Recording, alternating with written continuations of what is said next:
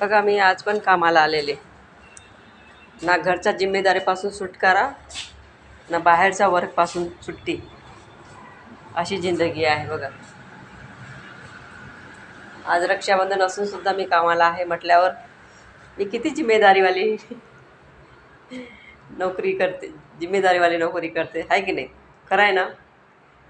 आणि तुम्हाला खोटं वाटत असेल तर मी सगळे दिवस ड्युटी वाजवते. जेव्हा मला इमर्जन्सी असते की मी आजारी असते तेव्हा सुट्टी मारते.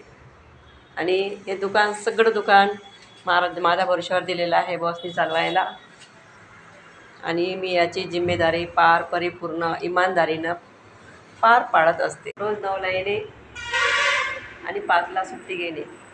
याआधी मी 6ला सुट्टी घ्यायची, पण घरच्या जिम्मेदाऱ्या जास्त असल्यामुळं ना मी 5ला सुट्टी घेते आणि दिवसभर बघते कसं तरी. दुकानाच्या जिम्मेदाऱ्या खूप उचललेल्या आहेत, त्यामुळं बॉसने मला पूर्ण आझादी दिलेली आहे. काही पण करायची, व्हिडिओ बनव, काही बनव, सुट्टी घे एखाद्या टायमाला. आणि ते माझं थोडंसं विचार पण करतात का की मी इमानदारीनं त्यांचं काम सांभाळते, सगळंच टोटल पैशासहित. आणि इमानदारीनं काम करते म्हणून मी आज 10 वर्ष काम टिकलेले आहे एकाच ठिकाणी.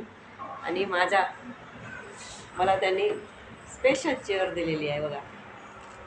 माझा मान इथपर्यंत आहे आणि मी त्या सरांना मनापासून धन्यवाद बोलते की ज्यांनी माझा विचार केलेला आणि सगळ्या गोष्टींबद्दल ध्यान ठेवतात. नो प्रॉब्लेम, मस्त आहे सर आमचे, काही बी असू द्या.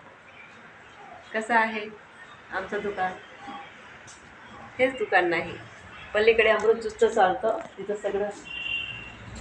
सगळं म्हणजे रेग्युलेटर पाईप वगैरे सगळं असतं आणि लागणारे सगळे वस्तू मिळतात. रेग्युलेटर पाईप आणि अमृत ज्यूसचं पण बिझनेस चालू केलं म्हटल्यावर त्यांची पण जिम्मेदारी आहे थोडीफार का असे ना. मला मी जोवर दिवसभर असते तोवर बघते. आणि अशा जिम्मेदाऱ्या तुम्ही पण पार पाडा इमानदारीने. खूप मोठी गोष्ट आहे.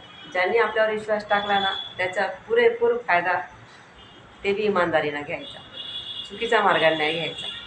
आणि इमानदारी माणसाला कुठेही कमी पडू देत नाही. आज मी कमी याच्यातून सगळं काही स्टार्ट केलं, झिरोपासून स्टार्ट केलं, तरी माझ्याकडे का असे ना थोडंफार काय असे ना आता झालेलं आहे. आणि माझी अशीच इमानदारी मला साथ देते आणि मला कुठंही कमी पडू देत नाही. कोणत्याही गोष्टीत मला कमी पडू देत नाही, कितीही अडचण आली तरी. आणि असेच तुम्ही इमानदारीनं काम करा आणि समोर व्हा.